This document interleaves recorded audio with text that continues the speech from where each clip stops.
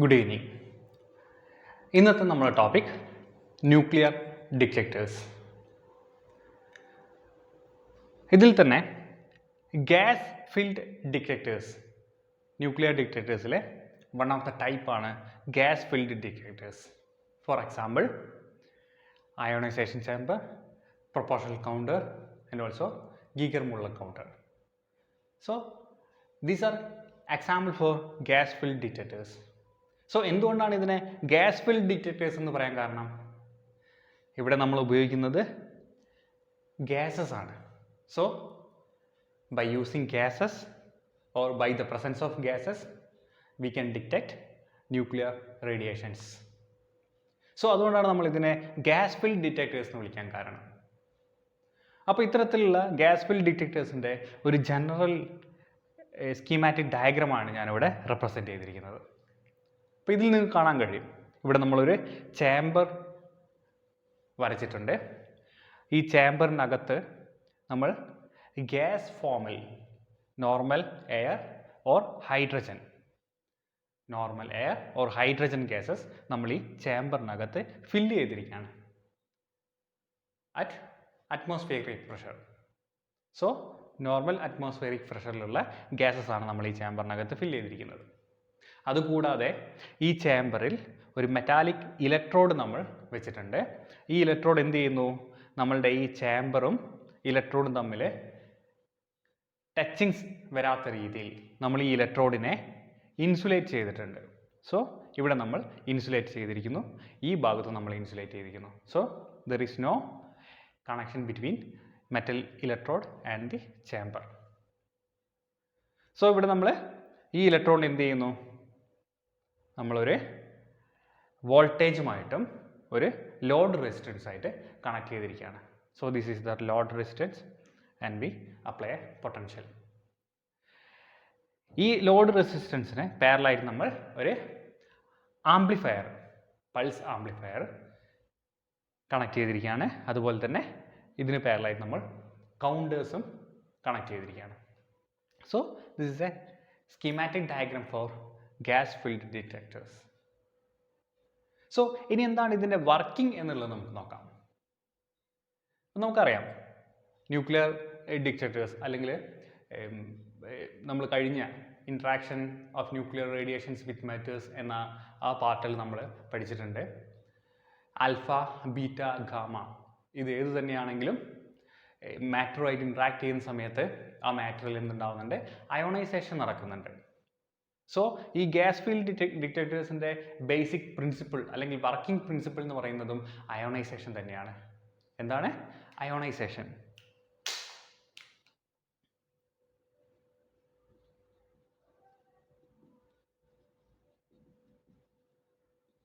So എന്താണ് ionisation? Ionisation എന്ന് പറയുന്നത് നമ്മൾ alpha or beta or gamma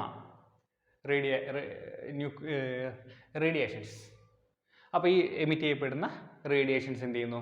മാറ്ററായിട്ട് react ചെയ്യാണ് അല്ലെങ്കിൽ ഇൻട്രാക്ട് ചെയ്യാണ്. ഇൻട്രാക്ട് ചെയ്യുന്ന സമയത്ത് ഈ മാറ്ററിനകത്ത് നമുക്കറിയാം ഇവിടെ ആറ്റം ഉണ്ടാവും. So positively charged nucleus and electrons. So ഇവിടുന്ന് ഇലക്ട്രോൺ എന്ത് ചെയ്യുന്നു? എസ്കേപ്പ് ആവുന്നു. സോ അതിൻ്റെ ഫലമായിട്ട് ഈ നമ്മൾ കൺസിഡർ ചെയ്യുന്ന ആ മാറ്ററിൻ്റെ ആറ്റം എന്താവുന്നു? അയോണൈസ് ചെയ്യപ്പെടുന്നു. എന്ന് വെച്ചാൽ അതിന് ഒരു ചാർജ് അവിടെ ലഭിക്കുകയാണ് ചെയ്യുന്നത്. സോ ഇലക്ട്രോൺ അതിനകത്ത് എമിറ്റ് ചെയ്യപ്പെട്ട് കഴിഞ്ഞാൽ നമുക്കറിയാം ആ ആറ്റം എന്തായി മാറുന്നു? അയോൺസ് ആയിട്ട് മാറുന്നു. സോ ഇത് തന്നെയാണ് ഈ അയോണൈസേഷൻ എന്ന് പറയുന്ന പ്രോസസ്സ് അല്ലെങ്കിൽ ആ ഒരു ഫിനോമിന തന്നെയാണ് നമ്മളുടെ ഈ ഗ്യാസ് ഫിൽഡ് ഡിറ്റക്ടേഴ്സിൻ്റെ പ്രിൻസിപ്പിൾ എന്ന് പറയുന്നത്. സോ എന്താണെന്നുള്ളത് നമുക്ക് നോക്കാം. ഓക്കെ, അപ്പോൾ നമ്മൾ കൺസിഡർ ചെയ്യാണ് ഒരു റേഡിയേഷൻസ്. ഫോർ എക്സാമ്പിൾ ഗാമയാണ് നമ്മൾ കൺസിഡർ എന്ന് വിചാരിക്കുക. So this is gamma radiations. അപ്പോൾ ഈ ഗാമ റേഡിയേഷൻ എന്ത് ചെയ്യുന്നു? നമ്മളുടെ ഈ ചേംബറിനകത്തേക്ക് എൻട്രി ആവുകയാണ് വിത്ത് എനർജി E1. അപ്പോൾ E1 ഉള്ള എനർജി ഉള്ള ഒരു ഗാമ റേ നമ്മളുടെ ചേംബറിനകത്തേക്ക് നമ്മൾ ഇൻട്രൊഡ്യൂസ് ചെയ്യുകയാണ്. സോ ഈ ചേംബറിനകത്ത് എന്തുണ്ട്? Air and also hydrogen. ഒന്നിക്കൽ നമ്മൾ എയർ ആയിരിക്കാം അല്ലെങ്കിൽ ഹൈഡ്രജൻ ആയിരിക്കാം. കോമൺലി നമ്മൾ ഈ ഗ്യാസസ് ആണ് നമ്മൾ സാധാരണ ഉപയോഗിക്കാറ്. സോ ഇവിടെ എന്തുണ്ട്, ഗ്യാസ് ഉണ്ടെന്ന് പറഞ്ഞാൽ നമുക്കറിയാം അതിനകത്ത് ഡെഫിനറ്റ്ലി ആറ്റംസ് ആണ് ഉണ്ടാവുന്നത് അല്ലേ. അപ്പോൾ ഈ ഗാമ റേസ് ഉള്ളിലേക്ക് വന്നു കഴിഞ്ഞാൽ എന്തുണ്ടാവും, ഈ ഗാമ റേ നമ്മളുടെ ഈ ഗ്യാസ് മോളിക്യൂൾ അല്ലെങ്കിൽ ഇതിലെ ആറ്റമായിട്ട് ഇൻട്രാക്ട് ചെയ്യപ്പെടുന്നു. ഇൻട്രാക്ട് ചെയ്യപ്പെടുന്ന സമയത്ത് നോർമലി എന്തുണ്ടാവും, ഈ ആറ്റത്തിനകത്ത് നമ്മൾ ഡിസ്കസ് ചെയ്ത പോലെ positive charge nucleus and electron. So ഈ വരുന്ന ഗാമ റേസിനെ നമ്മളുടെ ഇലക്ട്രോൺ അബ്സോർബ് ചെയ്യുന്നു.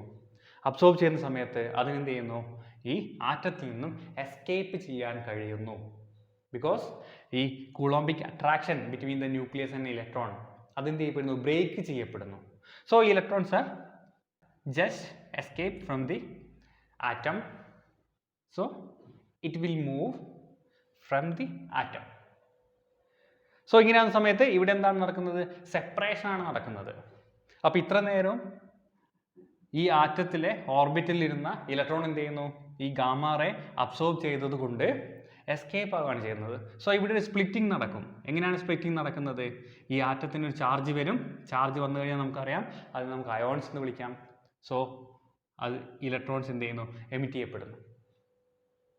അപ്പോൾ ഇത്തരത്തിൽ എമിറ്റ് ചെയ്യപ്പെട്ട് കഴിഞ്ഞാൽ നമുക്ക് എന്ത് ലഭിക്കും, ഇവിടെ നമുക്കറിയാം നമ്മൾ ഈ ആനോഡ് അത് എന്ന് വെച്ചാൽ മെറ്റാലിക് ഇലക്ട്രോഡിനെയും നമ്മളുടെ ഈ ഗ്യാസ് ചേമ്പറിനെയും നമ്മൾ എന്ത് ചെയ്യുന്നു, ഒരു എക്സ്റ്റേണൽ വോൾട്ടേജ് ആയിട്ട് കണക്ട് ചെയ്തിരിക്കുകയാണ്. സോ ഇവിടെ നമ്മൾ പോസിറ്റീവ് ടെർമിനലാണ് അപ്ലൈ ചെയ്തിരിക്കുന്നത്. സോ നമ്മളുടെ ഈ മെറ്റാലിക് ഇലക്ട്രോഡ് എന്തായിട്ട് വർക്ക് ചെയ്യും, ആനോഡായിട്ട് വർക്ക് ചെയ്യും. നമ്മളുടെ ഈ പൊട്ടൻഷ്യൽ നെഗറ്റീവ് ടെർമിനലാണ് നമ്മൾ ഈ ചേമ്പറിൽ കണക്ട് ചെയ്തിരിക്കുന്നത്. സോ ഈ ചേമ്പർ എന്തായിട്ട് വർക്ക് ചെയ്യും, നെഗറ്റീവ്ലി ചാർജ്ഡ്, അതായത് കാഥോഡായിട്ട് വർക്ക് ചെയ്യും. സോ ഇവിടെ ഇലക്ട്രോൺ എന്ത് ചെയ്യും, ആനോഡ് സൈഡിലേക്കും നമ്മളുടെ ഈ അയോൺസ് എന്ത് ചെയ്യും, നമ്മളുടെ കാഥോഡ് സൈഡിലേക്ക് മൂവ് ചെയ്യും. റൈറ്റ്. അപ്പോൾ ഇങ്ങനെ മൂവ്മെൻറ്റ് നടക്കുന്ന സമയത്ത് സപ്പോസ് ഇതെന്ത് ചെയ്യും, ഈ ഇലക്ട്രോൺ മൂവ് ചെയ്തിട്ട് ഇലക്ട്രോൺ എവിടേക്കും വരികയാണ്, നമ്മളുടെ ഈ ആനോഡിലേക്ക് വന്ന് അബ്സോർബ് ചെയ്യപ്പെടുകയാണ്. സോ ഇത് എന്ത് ചെയ്യുന്നു, നമ്മളുടെ അയോൺസ് മൂവ് ചെയ്ത് നമ്മളുടെ കാഥോഡിൽ വന്നിട്ട് അബ്സോർബ് ചെയ്യുന്നു. അങ്ങനെയാണെങ്കിലോ നമുക്കറിയാം ഈ ഇലക്ട്രോൺ എന്ത് ചെയ്യും, ഈ സർക്യൂട്ടിലൂടെ ഫ്ലോ ചെയ്ത് കഴിഞ്ഞാൽ നമ്മുടെ ഈ ലോഡ് റെസിസ്റ്റൻസിന് അക്രോസ് ആയിട്ട് അവിടെ ഇരുന്നുണ്ടാവും, അവിടെ ഒരു കറണ്ട് പൾസ് ഫോം ചെയ്യും. സോ ഈ കറണ്ട് പൾസിനെ നമുക്ക് ആംപ്ലിഫൈ ചെയ്യാം. ബിക്കോസ് ഇവിടെ നമ്മളൊരു ആംപ്ലിഫയർ കണക്ട് ചെയ്തിട്ടുണ്ട്. ഇങ്ങനെ കിട്ടുന്ന ആംപ്ലിഫൈ ചെയ്ത് കിട്ടുന്ന പൾസിനെ നമുക്ക് എന്ത് ചെയ്യാൻ കഴിയും, കൗണ്ട് ചെയ്യാൻ കഴിയും. ബിക്കോസ് നമ്മളിവിടെ ഒരു ഡിറ്റക്ടർ അല്ലെങ്കിൽ കൗണ്ടർ നമ്മളിവിടെ കണക്ട് ചെയ്തിരിക്കുന്നു. സോ നമ്മൾ ഈ പൾസിൻ്റെ ക്യാരക്ടറിസ്റ്റിക്സ് നമുക്കിവിടെ കൗണ്ട് ചെയ്തെടുക്കാൻ കഴിയും. ഇനി ഇത് മൂവ് ചെയ്ത് എന്ത് ചെയ്യുന്നു, ജസ്റ്റ് വീണ്ടും ഇത് കാഥോഡിലെത്തുകയാണ് ഇലക്ട്രോൺ. കാഥോഡിലെത്തുന്ന സമയത്ത് വീണ്ടും ഇതെന്താവുന്നു, റീകമ്പൈൻ ചെയ്യുന്നു. സോ ഇതാണ് നമ്മളുടെ ഗ്യാസ് ഫീൽഡ് ഡിറ്റക്ടേഴ്സിൻ്റെ വർക്കിംഗ് പ്രിൻസിപ്പിൾ എന്ന് പറയുന്നത്. അപ്പോൾ എങ്ങനെയാണ് ഇത് ഡിറ്റക്റ്റ് ആവുന്നത്, ബിക്കോസ് ഇവിടെ ഈ സ്പ്ലിറ്റിംഗ് ഉണ്ടാവണമെങ്കിൽ ആറ്റം സ്പ്ലിറ്റായിട്ട് ഇലക്ട്രോണും അയോൺസായിട്ട് മാറണമെങ്കിൽ മാറിയത് കൊണ്ടാണല്ലോ നമുക്കിവിടെ കറണ്ട് പൾസ് കിട്ടുന്നത്. സോ ഇങ്ങനെ ഒരു പൾസ് കിട്ടാൻ കാരണം എന്താണ്, ഇവിടെ ഈ സ്പ്ലിറ്റിംഗ് നടന്നതാണ്. ഈ സ്പ്ലിറ്റിംഗ് നടക്കാനുള്ള റീസൺ എന്താണ്, because the presence of gamma ray or alpha beta rays. അപ്പം നമുക്ക് എന്ത് ചെയ്യാൻ കഴിഞ്ഞു, ഡിറ്റക്റ്റ് ചെയ്യാൻ കഴിഞ്ഞു. നമ്മളുടെ റേഡിയേഷൻസിൻ്റെ പ്രസൻസ് നമുക്ക് ഇതിനകത്ത് വെച്ച് ഡിറ്റക്റ്റ് ചെയ്യാൻ കഴിഞ്ഞു. സോ അതുകൊണ്ടാണ് നമ്മൾ എന്ത് പറയുന്നത്, ഗ്യാസ് ഫീൽഡ് ഡിറ്റക്ടേഴ്സ് എന്ന് ഈ ഒരു സിസ്റ്റത്തിനെ വിളിക്കാൻ കാരണം.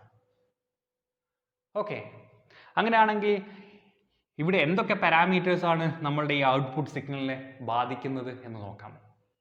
റൈറ്റ്. ഇവിടെ നമുക്കറിയാം നമ്മൾ ഇത്ര നേരം കൺസിഡർ ചെയ്തിരുന്നത് E1 എനർജി ഉള്ള ഒരു ഗാമ റേ ആണ്. സോ E1 എനർജി ഉള്ള ഗാമ റേ നമ്മളുടെ ആറ്റത്തിൽ വന്ന് ഇൻസിഡൻറ്റ് ചെയ്യുന്ന സമയത്ത്, കൊളൈഡ് ചെയ്യുന്ന സമയത്ത് അവിടെ ഇലക്ട്രോണും അയോൺസായിട്ട് സ്പ്ലിറ്റിംഗ് നടക്കുകയാണ് ചെയ്യുന്നത്. അങ്ങനെയാണെങ്കിൽ മറ്റൊരു റേ നിങ്ങൾ കൺസിഡർ ചെയ്യാണ്. So this is another one and we can represent it by E2. So E2 എന്ന് പറയുന്ന മറ്റൊരു റേ നമ്മൾ കൺസിഡർ ചെയ്യാണ്.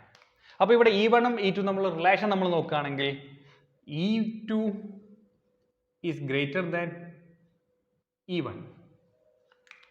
അങ്ങനെയാണെങ്കിൽ എന്താണ് ഇവിടെ സംഭവിക്കുന്നത്? നമ്പേഴ്സ് ഓഫ് സെപ്പറേഷൻ കൂടും അല്ലേ? അപ്പം കുറഞ്ഞ എനർജിയുള്ള ഫോട്ടോൺ വന്നിട്ട് നമ്മളുടെ ആറ്റത്തിൽ കൊളൈഡ് ചെയ്യുന്ന സമയത്ത് ആ സെപ്പറേഷൻ നടക്കുന്നു. അങ്ങനെയാണെങ്കിൽ അതിനേക്കാൾ അധികം എനർജിയുള്ള ഫോട്ടോൺസ് അല്ലെങ്കിൽ റേഡിയേഷനാണ് വന്ന് കൊളൈഡ് ചെയ്യുന്നെങ്കിലോ അവിടെ ഈ സെപ്പറേഷൻ്റെ തോത് കൂടും, അളവ് കൂടും അല്ലേ? നമ്പേഴ്സ് ഓഫ് സെപ്പറേഷൻ കൂടും അല്ലെ? അയോണൈസേഷൻ്റെ റേറ്റ് കൂടും. റേറ്റ് കൂടുതലാണെങ്കിൽ നമുക്കിവിടെ കിട്ടുന്ന ഔട്ട്പുട്ട് സിഗ്നൽ എന്താവും? കൂടുതലായിരിക്കും.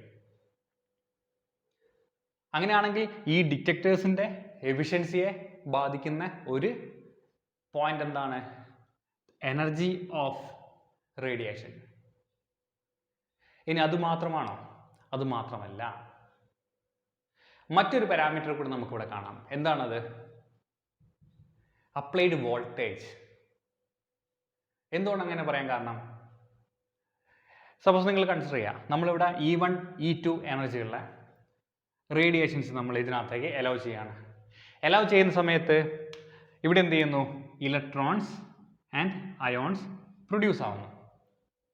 സോ ഈ പ്രൊഡക്ഷൻ മാത്രം നടന്നാൽ പോരാ, എന്തുണ്ടാവണം? ഇതിന് മൂവ്മെന്റ് ഉണ്ടാവണം. ഏത് ഡയറക്ഷനിൽ? Electrons must want to move towards the anode and ions must want to move towards the cathode. അങ്ങനെ മൂവ്മെന്റ് ഉണ്ടായാൽ മാത്രമേ നമുക്കിവിടെ ഔട്ട്പുട്ട് സിഗ്നൽ കിട്ടുള്ളൂ അല്ലേ? ഇവിടെ ഇലക്ട്രിക് ഫ്ലോ ഉണ്ടായാൽ മാത്രമേ നമുക്കിവിടെ സിഗ്നൽ കിട്ടുള്ളൂ. സോ ഇങ്ങനെ മൂവ്മെന്റ് ഉണ്ടാവണമെങ്കിൽ എന്ത് വേണം? നമുക്ക് ഔട്ട്പുട്ട് സിഗ്നൽ ഔട്ട്പുട്ട് വോൾട്ടേജ് നമ്മളിവിടെ അപ്ലൈ ചെയ്യണം.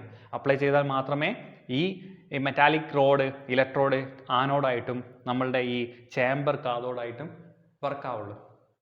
അപ്പോൾ നമ്മൾ സപ്പോസ് ഇവിടെ വോൾട്ടേജ് കൊടുക്കുന്നില്ല, ഇവിടെ നമ്മൾ വോൾട്ടേജ് 0 ആണെന്ന് കരുതുക. 0 ആണെങ്കിൽ നമുക്ക് എന്തില്ല? ഇവിടെ കാഥോഡോ ആനോഡോ ഇവിടെ ഉണ്ടാവില്ല. ഇല്ലെങ്കിൽ ഈ ഇലക്ട്രോൺസ് മൂവ് ചെയ്യില്ല, നമ്മളുടെ ഈ അയോൺസും മൂവ് ചെയ്യില്ല. ബട്ട് ഇവിടെ സെപ്പറേഷൻ നടക്കും. ഇത് വന്ന് കൊളൈഡ് ചെയ്യുന്ന ആ സ്പോട്ടിൽ സെപ്പറേഷൻ നടക്കും. ബട്ട് കൊളീഷൻ കഴിഞ്ഞാലോ വീണ്ടും ഇതെന്താവുന്നു?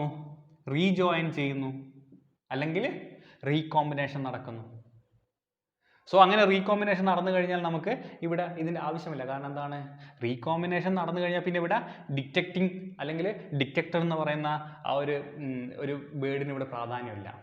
സോ ഇവിടെ ഡിറ്റക്റ്റ് ചെയ്യപ്പെടണമെങ്കിൽ ഈ സെപ്പറേഷൻ നടന്നാൽ മാത്രം പോരാ, ഈ സെപ്പറേഷൻ നടന്നിട്ട് ഇതിലൂടെ നമുക്ക് സിഗ്നൽ ഔട്ട്പുട്ട് സിഗ്നൽ കിട്ടുകയും വേണം.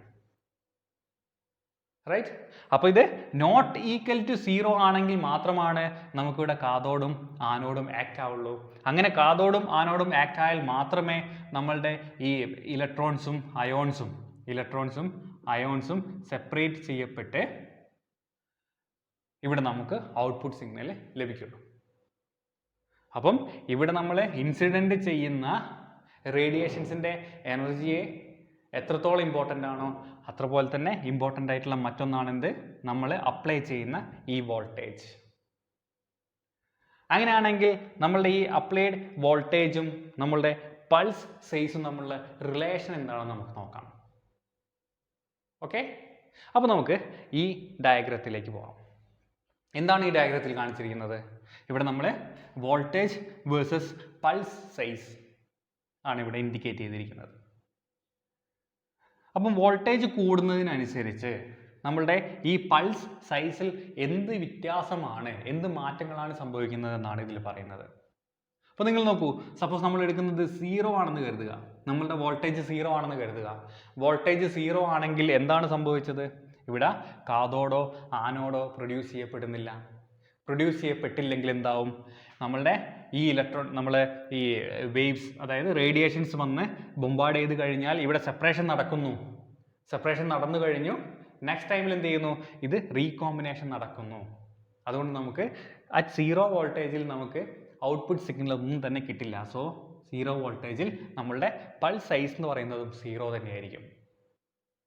ഇനി അതല്ല, നമ്മൾ ഇതിൻ്റെ വോൾട്ടേജ് മാഗ്നിറ്റ്യൂഡ് ഇൻക്രീസ് ചെയ്ത് വരികയാണെങ്കിൽ, ഇൻക്രീസ് ചെയ്ത് വരുന്ന സമയത്ത് എന്തുണ്ടാവും? ഇവിടെ കാഥോഡും ആനോഡും കിട്ടുന്നു. ഈ കാഥോഡിൻ്റെ അല്ലെങ്കിൽ ആനോഡിൻ്റെ മാഗ്നിറ്റ്യൂഡും കൂടിക്കൊണ്ടേയിരിക്കും. കൂടിക്കൊണ്ടിരിക്കുന്ന സമയത്ത് എന്ത് വരും? ഇവിടെ ഇലക്ട്രോൺസും അയോൺസും ഫോം ചെയ്യുന്നു due to the collision of radiations. Form ചെയ്ത് കഴിഞ്ഞാൽ ഇത് തമ്മിൽ എന്ത് ചെയ്യുന്നു? ഇലക്ട്രോൺസ്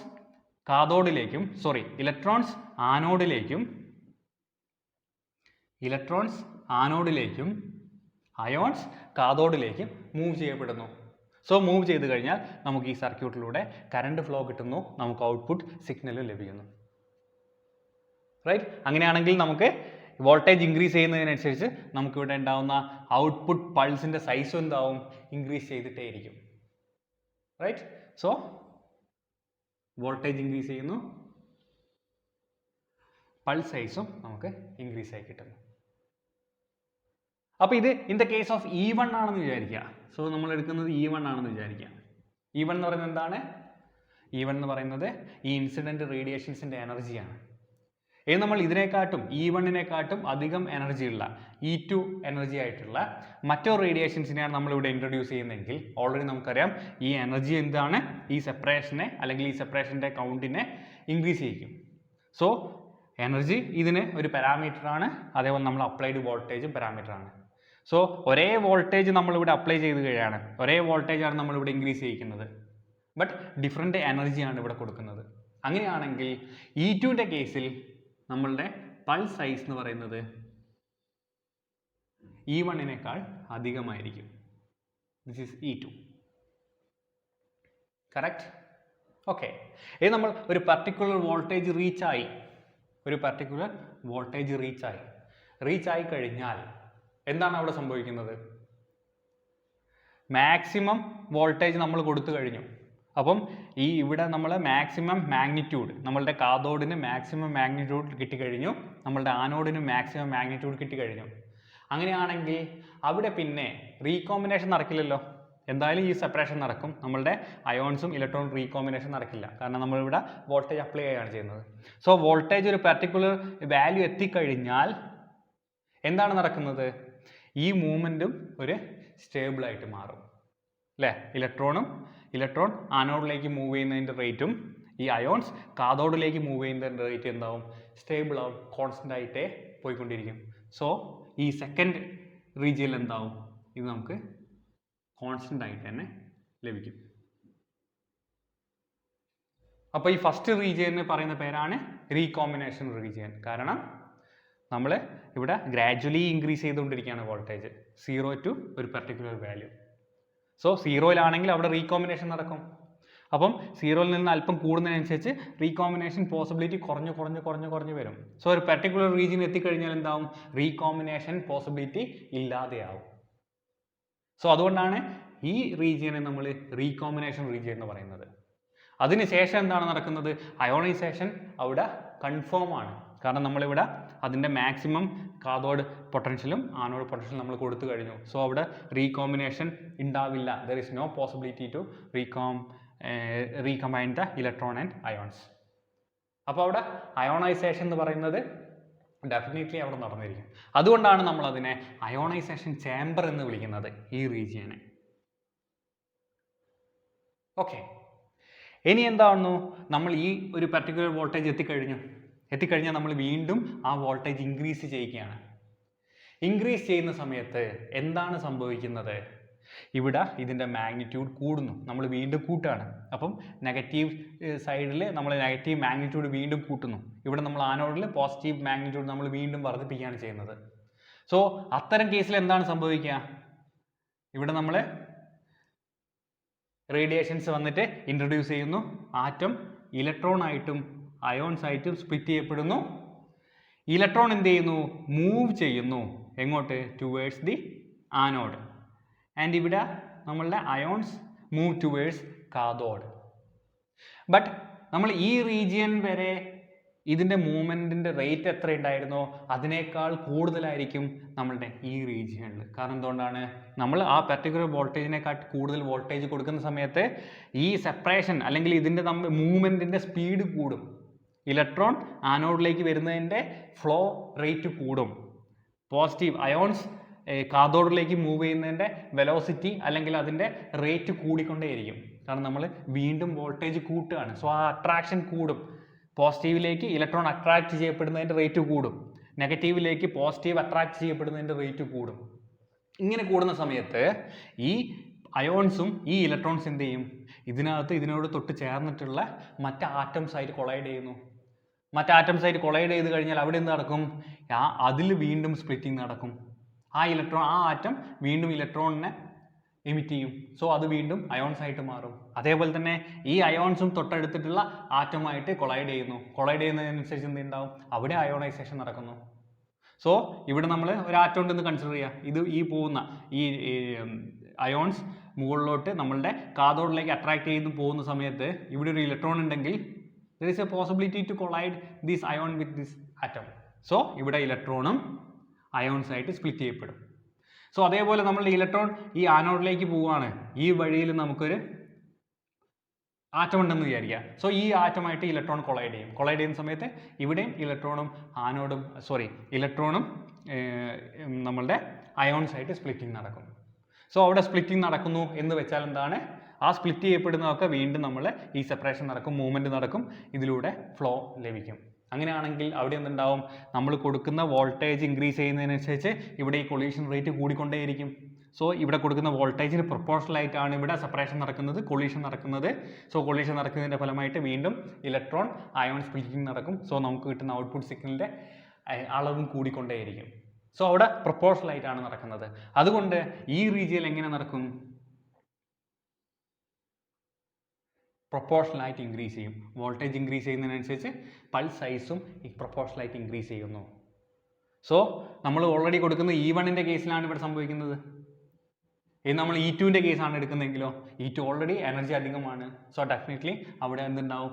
വേറൊരു ഡിഫറെൻ്റ് ആയിട്ട് കാണാം നമുക്ക്. റൈറ്റ്. ഇനി നമ്മൾ എന്ത് ചെയ്യുന്നു? വീണ്ടും ഇൻക്രീസ് ചെയ്യിക്കുകയാണ്. നമ്മളുടെ ഈ വോൾട്ടേജിൽ നിന്നും നമ്മൾ ഈ പോയിന്റിൽ നിന്നും വീണ്ടും നമ്മളുടെ വോൾട്ടേജ് ഇൻക്രീസ് ചെയ്യിക്കുന്നു. ഇൻക്രീസ് ചെയ്യുന്ന സമയത്ത് ഓൾറെഡി നമുക്കറിയാം ഇവിടെ കൊളീഷൻ നടന്നു കഴിഞ്ഞു, ഇവിടെ മൂവ്മെൻറ്റ് നടക്കും. സോ വീണ്ടും നമ്മൾ ഇൻക്രീസ് ചെയ്യുകയാണെങ്കിൽ ഈ കൊളീഷൻ റേറ്റ് കൂടും. കൊളീഷൻ റേറ്റ് കൂടിക്കഴിഞ്ഞാൽ ഇവിടെ സ്പ്ലിറ്റിംഗ് വീണ്ടും നടക്കും. സോ ഒരു പർട്ടിക്കുലർ ഒരു വാല്യൂ അല്ലെങ്കിൽ മാക്സിമം വാല്യൂ എത്തിക്കഴിഞ്ഞാൽ, അല്ലെങ്കിൽ ഒരു പർട്ടിക്കുലർ പോയിന്റ് എത്തിക്കഴിഞ്ഞാൽ എന്ത് നടക്കും? എൻറ്റേർലി ഈ സർഫസിൽ, നമ്മളുടെ ചേമ്പറിൻ്റെ സർഫസിൽ ഫുള്ളായിട്ട് ഇലക്ട്രോൺസും അതേപോലെ തന്നെ അയോൺസും ഓക്യുപ്പൈ ചെയ്തിരിക്കും. സോ കംപ്ലീറ്റ്ലി ഈ ചേമ്പറിൽ ഫുള്ളായിട്ട് പോസിറ്റീവ് അയോൺസും നമ്മളുടെ ഇലക്ട്രോണിൽ കംപ്ലീറ്റ്ലി എന്താവും? നെഗറ്റീവ് ഇലക്ട്രോൺസും വന്നിട്ട് കംപ്ലീറ്റ് ഓക്യുപ്പേഷൻ നടക്കും. എന്ന് വെച്ചാൽ ആ ഒരു പോയിന്റ് എത്തിക്കഴിഞ്ഞാൽ മാക്സിമം റീച്ച് ആവും, ആ ഒരു സെപ്പറേഷൻ മാക്സിമം റീച്ച് ആവും. സോ ഇവിടെ എങ്ങനെയാണ് നടക്കുന്നത്? ഇൻക്രീസ് ആവുന്നു, ഈ പോയിന്റും ഇൻക്രീസ് ആവുന്നു, മാക്സിമം ഒരു പോയിന്റിലെത്തുന്നു. സോ E1ൻ്റെ കേസിലാണെങ്കിൽ ശരി, E2ൻ്റെ കേസിലാണെങ്കിൽ ശരി, എന്താണ് അത്? ഒരു പർട്ടിക്കുലർ വോൾട്ടേജ് എത്തിക്കഴിഞ്ഞാൽ മാക്സിമം സെപ്പറേഷൻ നടക്കും, മാക്സിമം കൊളീഷൻ നടക്കും, മാക്സിമം ചാർജ് ഫ്ലോ റേറ്റ് നടക്കും. സോ അത് ഒരു കോമൺ പോയിന്റിലേക്ക് വന്ന് ടച്ച് ആവും. റൈറ്റ്? ഓക്കെ. ഇനി നമ്മൾ എന്താണ് ചെയ്യുന്നത്? അപ്പം ഈ നമ്മൾ ഫസ്റ്റ് റീജിയനിൽ റീകോമ്പിനേഷൻ റീജിയൻ നമ്മൾ പറഞ്ഞു, സെക്കൻഡ് റീജിയൻ നമ്മൾ അയോണൈസേഷൻ ചേമ്പർ എന്ന് പറഞ്ഞു. സോ ഈ ഇതിൽ നമുക്ക് എന്താണ്? ഈ റീജിയനിൽ നമുക്കറിയാം E1 അല്ലെങ്കിൽ E2 തമ്മിൽ ഡിഫറൻസ് അവിടെ ഉണ്ടാവുന്നുണ്ട്. പക്ഷേ പൾസ് സൈസ് നമുക്ക് അവിടെ ഡിഫറൻസ് ഉണ്ടാവുന്നില്ല. കാരണം എന്താ? പൾസ് സൈസ് എന്ന് പറഞ്ഞാൽ കോൺസ്റ്റന്റ് ആയിട്ടാണ് പോകുന്നത്. സോ ഇത്തരത്തിലുള്ള അതായത് പൾസ് സൈസ് കൊണ്ട് നമുക്ക് ഇവിടെ ഈ നമ്മൾ റേഡിയേഷൻസിൻ്റെ പ്രസൻസ് ഉണ്ടോ ഇല്ലയോ എന്ന് മനസ്സിലാക്കാൻ ബുദ്ധിമുട്ടുണ്ടാവുന്ന സാഹചര്യങ്ങളിൽ, അത്തരം കേസുകളിൽ നമ്മൾ ഇതിൻ്റെ ഈ റേഡിയേഷൻസിൻ്റെ പ്രസൻസ് ഡിറ്റക്റ്റ് ചെയ്യാൻ വേണ്ടി ഉപയോഗിക്കുന്നത് ഏതാണ്? അയോണൈസേഷൻ ചേമ്പറാണ്. കാരണം അയോണൈസേഷൻ ചേമ്പർ യൂസ് ചെയ്ത് കഴിഞ്ഞാൽ ഇവിടെ നമുക്കറിയാം ഓൾമോസ്റ്റ് ഈ സൈസ് പൾസ് സൈസ് കോൺസ്റ്റന്റ് ആണ്, E1ൻ്റെ കേസിലും കോൺസ്റ്റന്റ് ആണ്. സോ ഇത്തരത്തിൽ കോൺസ്റ്റന്റ് ആയി പോകുന്ന സമയത്ത് അവിടെ റേഡിയേഷൻസിൻ്റെ പ്രസൻസ് ഉണ്ടോ ഇല്ലയോ എന്ന് മനസ്സിലാക്കാൻ ബുദ്ധിമുട്ടായിരിക്കും. അത്തരം റീജിയനാണ് നമുക്ക് അയോണൈസേഷൻ ചേമ്പർ എന്ന് പറയുന്നത്. അപ്പോൾ അയോണൈസേഷൻ റീജിയൻ എന്ന് പറയുന്നത്. സോ ഇത്തരം റീജിയനിൽ നമ്മൾ പാർട്ടിക്കിളിൻ്റെ അല്ലെങ്കിൽ നമ്മളുടെ റേഡിയേഷൻസിൻ്റെ പ്രസൻസ് ഉണ്ട് എന്ന് ഉറപ്പ് വരുത്തണമെങ്കിൽ നമ്മൾ എന്ത് ഉപയോഗിക്കണം? അയോണൈസേഷൻ ചേമ്പർ ഉപയോഗിക്കണം. സോ നമ്മളുടെ ഈ റീജിയനാണ് നമ്മൾ എടുക്കുന്നതെങ്കിൽ അവിടെ പ്രൊപ്പോർഷണൽ ആയിട്ട് കൂടിക്കൊണ്ടിരിക്കുകയാണ്. എനർജി വോൾട്ടേജ് കൂടുന്നതിനനുസരിച്ച് സൈസും കൂടിക്കൊണ്ടിരിക്കും. സോ ഇത്തരം റീജിയനാണ് നമ്മൾ കൺസിഡർ ചെയ്യുന്നതെങ്കിൽ അവിടെ നമ്മൾ എന്ത് ഉപയോഗിക്കണം? നമ്മളുടെ പ്രൊപ്പോർഷണൽ കൗണ്ടേഴ്സ് അവിടെ ഉപയോഗിക്കണം. ഓക്കെ, അപ്പോൾ ഇനി നമ്മൾ എന്ത് ചെയ്യുന്നു? ഈ പറഞ്ഞ പോലെ നമ്മൾ മാക്സിമം പോയിന്റ് എത്തി വീണ്ടും നമ്മൾ എന്ത് ചെയ്യുന്നു? നമ്മളുടെ വോൾട്ടേജ് ഇൻക്രീസ് ചെയ്യിക്കുകയാണ്. വീണ്ടും ഇൻക്രീസ് ചെയ്യുന്ന സമയത്ത് അവിടെ എന്താണ് സംഭവിക്കുന്നത്? ഇത് രണ്ടും ഒരു പോയിന്റ് റീച്ച് ആയി, മാക്സിമം സെപ്പറേഷൻ നടന്നു, മാക്സിമം ഫ്ലോ നടന്നു. ഇനി നമ്മൾ എത്രത്തോളം വോൾട്ടേജ് ഇൻക്രീസ് ചെയ്ത് കഴിഞ്ഞാലും ഇവിടെ പൾസിൽ യാതൊരു തരത്തിലുള്ള പൾസ് സൈസിൽ യാതൊരു തരത്തിലുള്ള മാറ്റം ഉണ്ടാവില്ല, ഒരേപോലെ തന്നെയായിരിക്കും ഉണ്ടാവുക. അപ്പോൾ E1 ആണെങ്കിലും ശരി, E2 ആണെങ്കിലും ശരി, എന്തായിരിക്കും? സെയിം പൾസ് സൈസ് ആണ് ഈ റീജിയനിൽ നമുക്ക് കാണാൻ കഴിയുന്നത്. അപ്പോൾ അവിടെ നമുക്ക് ഈ എനർജി ഡിഫറൻസ് അറിയാനേ കഴിയില്ല. നമുക്ക് ഈ കേസിലാണെങ്കിൽ, അയോണൈസേഷൻ്റെ കേസിലാണെങ്കിൽ, സെക്കൻഡ് റീജിയൻ്റെ കേസിലാണെങ്കിൽ അവിടെ നമുക്ക് പൾസ് സൈസ് ആയിരുന്നു കോൺസ്റ്റൻ്റ് ആയിട്ട് പോയിരുന്നത്. ബട്ട് ഈ എനർജി E1 ഉം E2 ഉം തമ്മിൽ ഡിഫറൻസ് നമുക്ക് അറിയാൻ കഴിയുമായിരുന്നു. ബട്ട് ഇതിൻ്റെ കേസിലോ, നമ്മളുടെ ഈ റീജിയൻ്റെ കേസിൽ അവിടെ പൾസ് സൈസും കോൺസ്റ്റൻ്റ് ആണ്, ബട്ട് E1 ഉം E2 ഉം തമ്മിലുള്ള ഡിഫറൻസ് നമുക്ക് അറിയാൻ കഴിയില്ല, മനസ്സിലാക്കാൻ സാധിക്കില്ല. ഇത്തരത്തിലുള്ള ഈ റീജിയൻ നമ്മൾ പ്ലാറ്റോസ് റീജിയൻ എന്ന് പറയുന്നത്. സോ ഇത്തരത്തിലുള്ള റീജിയനിലാണ് നമ്മൾ കൺസിഡർ ചെയ്യുന്നത്. നമ്മളെ കേസ് ഈ റീജിയനിലാണ് വരുന്നതെങ്കിൽ, ഈ വോൾട്ടേജ് റേഞ്ചിലാണ് വരുന്നതെങ്കിൽ, നമ്മളിവിടെ നമ്മളുടെ ഈ റേഡിയേഷൻസിൻ്റെ പ്രസൻസ് ഡിറ്റക്റ്റ് ചെയ്യണമെങ്കിൽ നമ്മൾ ഉപയോഗിക്കുന്ന മെത്തേഡാണ് Geiger Muller counter or GM counter എന്ന് പറയുന്നത്. GM counter. Okay, so first region recombination region, second region ionisation chamber. ഈ റീജിയനിൽ നമ്മൾ അയോണൈസേഷൻ ഡിറ്റക്ടറാണ് ഉപയോഗിക്കുന്നത്. തേർഡ് വൺ പ്രൊപ്പോർഷണൽ റീജിയൻ, ഇവിടെ നമ്മൾ പ്രൊപ്പോർഷണൽ കൗണ്ടേഴ്സ് ആണ് ഉപയോഗിക്കുന്നത്. And fourth one plateau region, ഇവിടെ നമ്മൾ GM കൗണ്ടേഴ്സ് ആണ് ഉപയോഗിക്കുന്നത്. എന്തിന്? To detect the presence of nuclear radiations and also to count its numbers or its velocity or its momentum. So ഇതിനാണ് നമ്മൾ എന്ത് പറയുന്നത്? ഗ്യാസ് ഫീൽഡ് ഡിറ്റക്ടേഴ്സ് എന്ന് പറയുന്നത്. ഓക്കെ, ക്ലിയർ അല്ലേ? Okay, right.